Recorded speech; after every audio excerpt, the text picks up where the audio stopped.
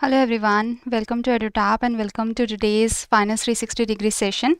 So today we are going to discuss two very important news articles and two very important press releases of the Reserve Bank of India. So the RBI has released the yearly data for the bank deposits and the bank credit. Okay. So first of all, give me a thumbs up if I am clearly audible and visible. So just give me a thumbs up if everything is fine and you are able to see me and hear me clearly. Okay. So let's start with the discussion on the yearly data for the bank deposits and the bank credit. This is very important because you can see that multiple newspapers have covered this news article and the RBI has released these press releases in its website also. Okay, so let's start with the RBI data that the RBI has released. Okay, so but before starting with the data of the RBI, first do subscribe the YouTube channel of EduTap so that you continue getting these relevant videos, and do join our Telegram channel where you will get the PDF of the session, and the link for the Telegram channel is provided in the description box below. Okay. So first of all, we are going to discuss the credit data for the scheduled commercial banks, the annual BSR 1. So see, the credit data for the scheduled commercial banks, it is released in the annual basic statistical return 1. Okay, so Reserve Bank of India has released the web publication basic statistical return on credit by scheduled commercial banks in India for March 2025. That is, this is the yearly data for the financial year 2024-25. So for the financial year 2025, this is the yearly data.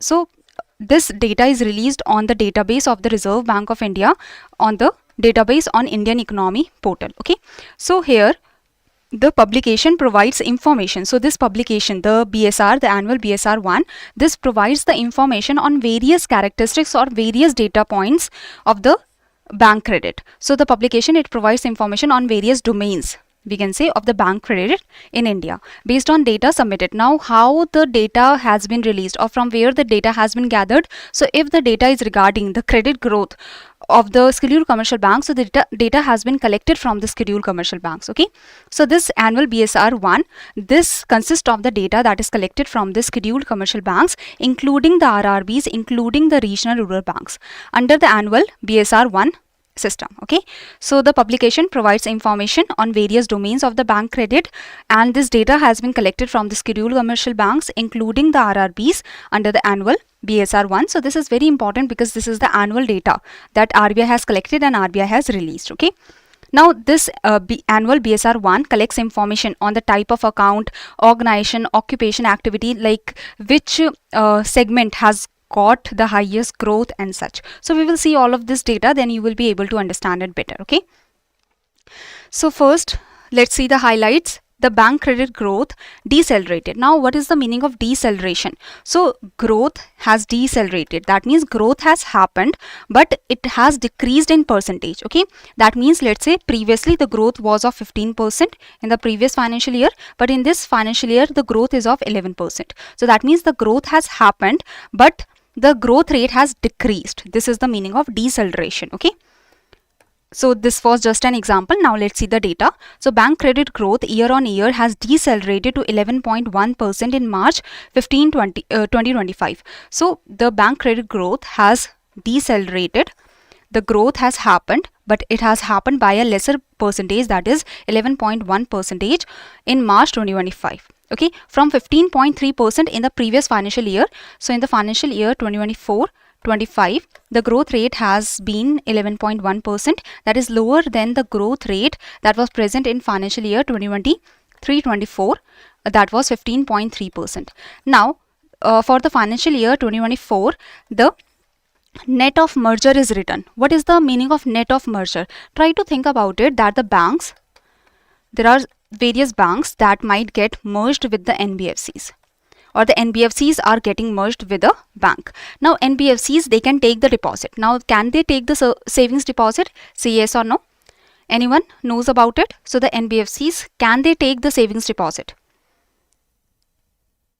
No, they cannot, right? They can only take the term deposits, okay, for a time period. minimum, like more than 12 months and less than 60 months. So NBFCs can take the term deposit of more than 12 months and less than 60 months. Okay, so see, NBFCs, let's say they have taken some term deposit, and or there is a non-bank that has taken the term deposit, or they have taken the deposit, and now this non-bank is getting merged with the bank. Okay, so the deposits of this NBFC will also be included in the bank total deposits, but this is not the deposit directly taken by the bank. It is only because of the merger that the deposits are shown in the accounts of bank. So net of merger means that we are deducting the deposits of the non-bank that has got merged with the bank, so that we can actually see that how much the deposits has been collected by the bank themselves. So that is the net of merger. Okay, so net of merger, the growth figures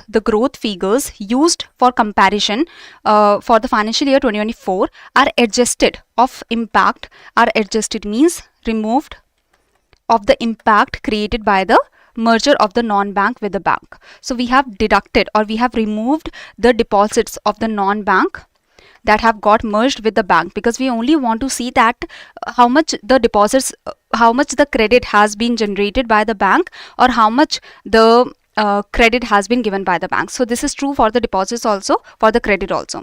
Now the non-bank has collected some deposits as well as they have given some credit. So we will remove the deposits that they have taken and the credit that they have given from the bank accounts, so that we can only see the deposits that is collected by the bank and the credit that is given by the bank, so that we can compare the bank original data. Got it? Any confusion here?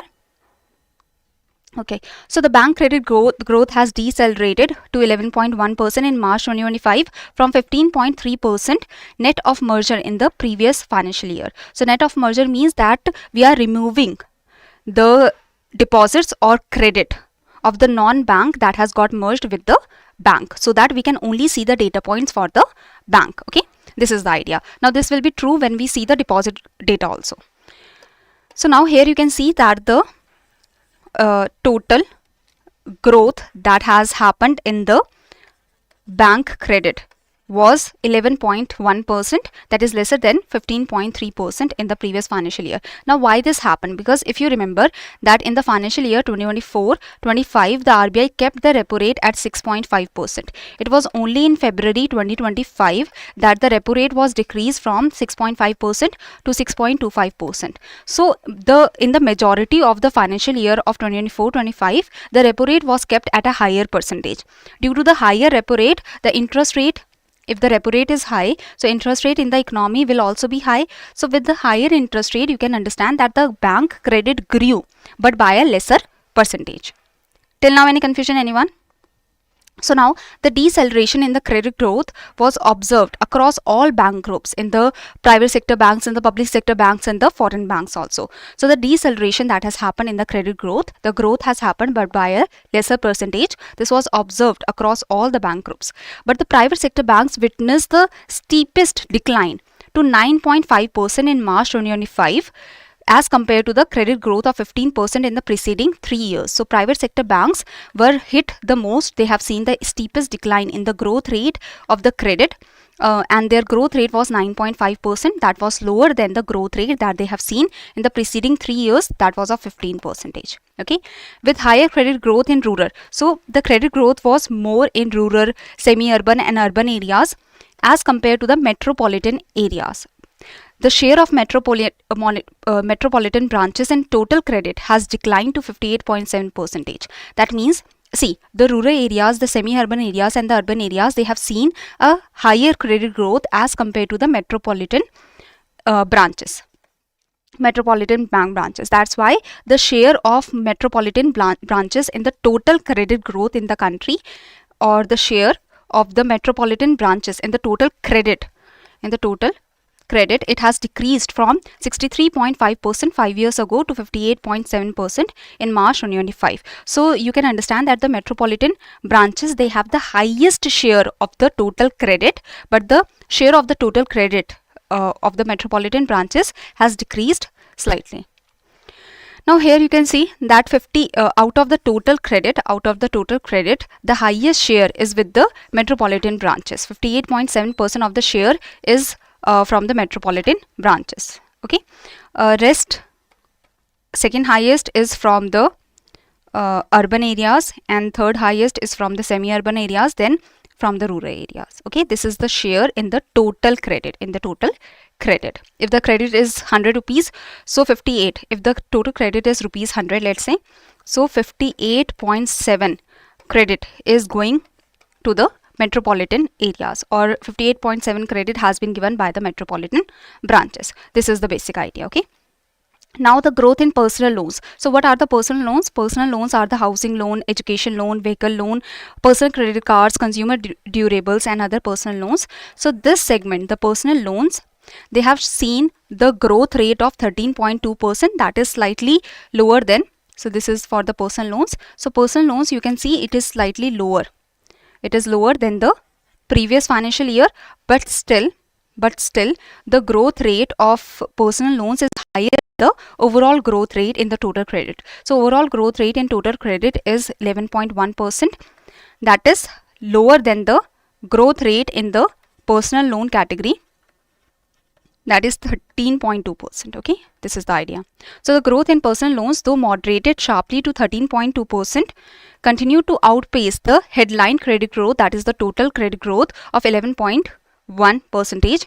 Now the growth in personal loans, it has like the personal loans, their share in the total loans have increased to 31.0%. Okay, so this is the basic idea, that the growth of personal loans was less than the previous years, but it is greater than the growth that we have seen in the total loans or the total credit, and the share of personal loans in the total credit has increased to 31.0%. The share of housing loans bearing interest rate of 9% and above came down to 36.8%. That means, let's say housing loans were taken by people. Okay, now the interest rate of 9% and more, that is a high interest rate, because 9% interest rate of 9% and more, it is considered the higher interest rate. So if we see the data from the financial year 2024, so 54.5% of the total housing loans were in the category of the interest rate with 9% or more than 9% of interest rate. But in the financial year of 2025, we have seen that only 36.8% of the housing loans were having the interest rate of 9% and above. That means it shows that there is decline in cost of housing loans. Now this data point you do not have to remember, but just remember that the housing loans with the interest rate of 9% and above, they have decreased. So share of housing loans with the interest rate, with the high interest rate, they have decreased. Okay. Next is consumer durables and other personal loans. So consumer durables and other personal loan, this category accounted for nearly 1/3 of the total personal loans.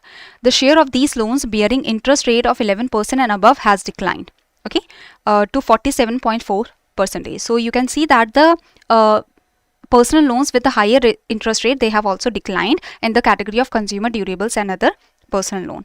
Next is loans to industry, accounted for nearly 1/4 of the total bank credit. So out of the total bank credit, 1/4 has gone to the industry. This increased at a year-on-year rate of 9.4%, down from 10.4% a year earlier.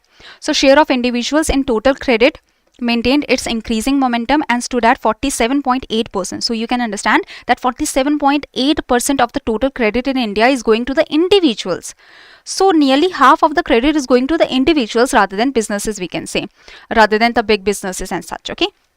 So this is the idea. Now within individuals, the share of female borrowers also slowly rose to 23.8% from 22.0% in the set period. Now this is the idea. Now let me tell you briefly about the data point that you have to remember. First of all, the total bank credit growth, this you have to remember that it is 11.1%, lower than 15.3%. Then you have to remember about the idea that private sector banks witnessed the steepest decline, and remember the data for the private sector banks. Then here the data point is not important, just remember that the share of metropolitan branches is more than 50%, but it has decreased slightly because of the higher credit growth that we have seen in the different segments. Okay. Next is the growth in personal loans. don't like, you can remember this data point that it has grown, the personal loans have grown by more percentage as compared to the total credit growth. Okay, but share you don't have to remember.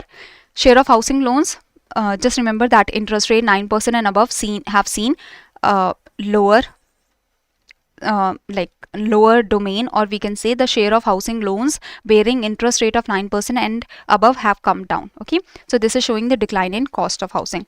The rest of the data points you don't have to remember. The loan to industry you can remember, it is 9.4%, the growth. Okay, other than that just have the brief idea. Okay, this data point you can remember from the descriptive point of view, because if a question comes on women empowerment, a question comes on the financial inclusion, so then you can use this data that slowly and slowly the share of female borrowers is increasing in the country in the share of individuals. Okay, so this data point is important from your descriptive answer writing. In the financial inclusion answer you can write it, in the women empowerment answer or the gender equality answer you can write this kind of data point. So I hope this is clear. Now coming to the next point, that deposits with scheduled commercial banks. So till now we discussed about the credit growth. Now we will discuss about the deposit growth. Okay, any confusion anyone has till now?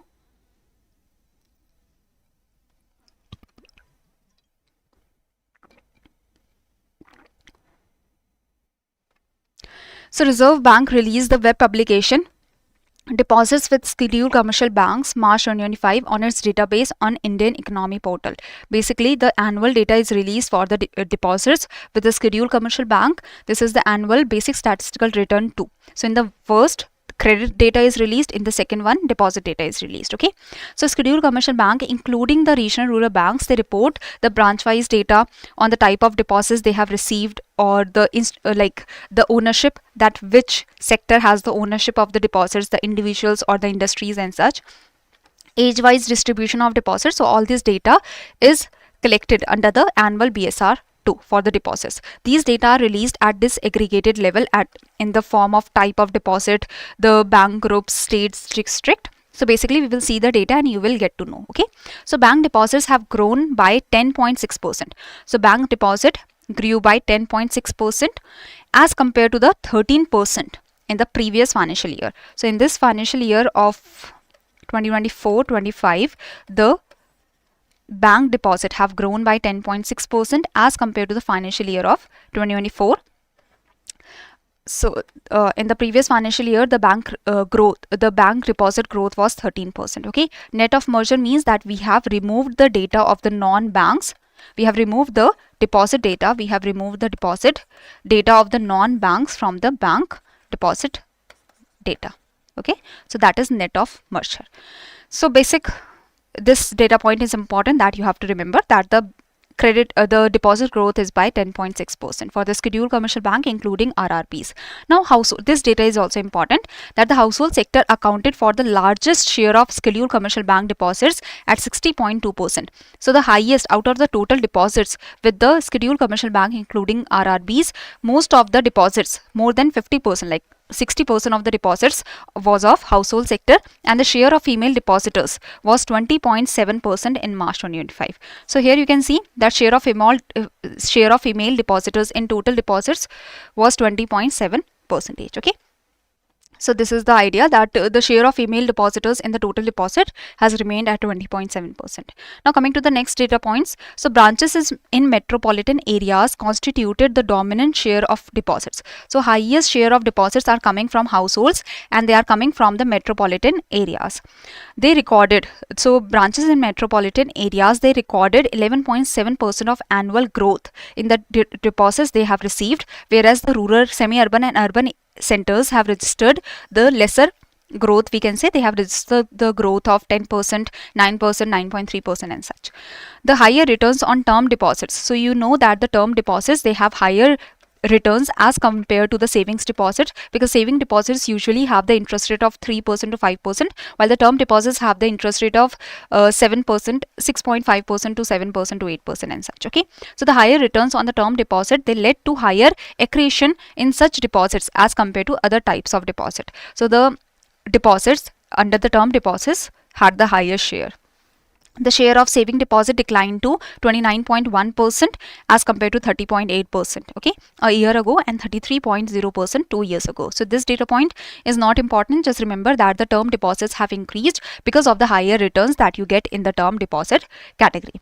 Nearly 68.4% of term deposits. So out of the term deposits, here we are discussing out of term deposits, 68.4% of the term deposits were having the original maturity of 1 to 3 years. That means the term deposits, maximum of the term deposits, they were of original maturity of 1 to 3 years only. That means it's not like that people are doing the term deposits of 10 years, 20 years or such. They are focusing on, maximum of the people, they are focusing on the term deposit for 1 to 3 years, okay.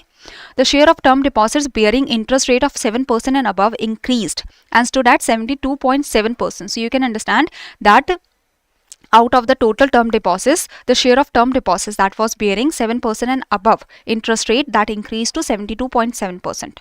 Again, the repo rate was kept high till February 2025. So in the financial year 2024-25, the repo rate was at 6.5%. Okay, for the maximum period in February 2025. That was at the end of the financial year, the repo rate was decreased from 6.5% to 6.25%. Till then, the repo rate was at the higher level. So you can understand that if the repo rate is at the higher level, the interest rate is at the higher level. So for the savings also, we were getting higher interest. Okay. So the share of term deposits bearing interest rate of 7% and above increased and stood at 72.7%. So maximum, like more than 50, like it was nearly 70% of the total term deposits was having a very good interest rate as compared to 64.2% a year ago and only 33.5% 2 years ago. So you can understand that from the 33.5% were having interest rate of 7% and above, then the percentage came 64.2%, and then the percentage now came 72.7%. Again, you don't have to remember the data points here, but remember that the maximum share of the term deposits was having the interest rate of 7% and above. That made the term deposits very lucrative, and this percentage only you can remember. Okay, next is, so this is the last slide, then we will go to the questions. So the share of term deposits of size rupees 1 crore and above increased to 45.1% in March 2025 as compared to 43.7%. So out of the share of term deposits, nearly 45% of the term deposits were of 1 crore and above. Okay, the share of senior citizens deposits out of the total deposits. So here we are talking about total deposits. So out of the total deposits, the senior citizen deposits was 20.2%. So that is also good. Okay. So now, before ending the session and before going to the questions, this is the Perspective 360-degree series that is going on for your answer writing practice, where you can practice writing the answers, where you can get the current topics that are quite the hot topics, we can say, and you get the material for writing the answers. And on Monday, Wednesday and Friday, the sessions happen of Perspective 360 at 5 p.m. So Monday and Wednesday, Jaskran sir has taken the session, so I will take the session on Friday. Okay, so this is the idea. Now the answer writing practice is very important for your phase 2 of the NABARD Grade A or the RBI Grade B. And the next session that I will be taking, I will be bringing a topic that is very important from the RBI Grade B perspective and the NABARD Grade A perspective also. Okay, so tomorrow we will meet at 5 p.m. with a very good topic, and it is important for you to collect the materials on the hot topics, and we will also do the answer writing practice. Okay, now coming to the first question, I hope you will be easily able to answer the question. And today the session couldn't happen at 10 a.m. It had to be postponed to 10:30 because I'm not feeling very well, so we had to push the session to a little later. But I hope you are able to understand the topic, and if there is any confusion, you can write in the comment section below. Okay, if there is any confusion, you can write. Okay, now this is the first question. I hope you will be easily able to answer this question. Just you have to tell the incorrect statement. Why the statement is incorrect, that also you can tell. Okay, now the second question is this. Directly the deposit growth has been asked from you, so I hope you will remember this deposit growth. So this is the second question. Okay, so thank you everyone. Thank you for joining. See you in the next session, that is tomorrow at 5 p.m. on Friday, and we will discuss the answer in the Perspective 360-degree series. Then on Saturday at 10 a.m. you have the Finance 360-degree session with me.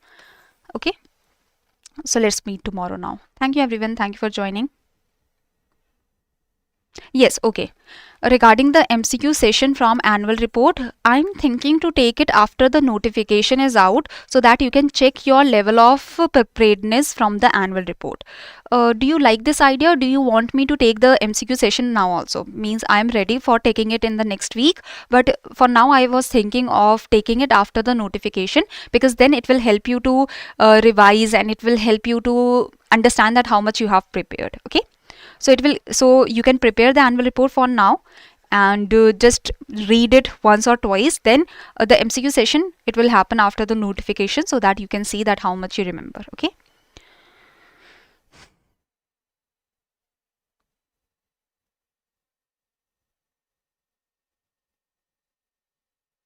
Ram, I am not able to understand. What did you say? Like,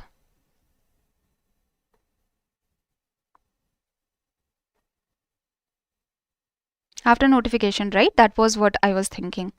Now, uh, okay, then I will see that how many. So you can comment down below. I will see that how many of the people want it now or want it after. So then I will see. Okay. Okay, then Ram, I didn't understand your comment. So was there a problem in the session? Do comment down below so that I can see that how many of you want it after notification or how many of you want it right now. So I will see that like what is the request from the mass, and then we will decide as per that. Ram Kolkar, was there any problem in the session? Okay, then this is it. Thank you everyone. Thank you for joining the session, and I hope the session was fine for all of you.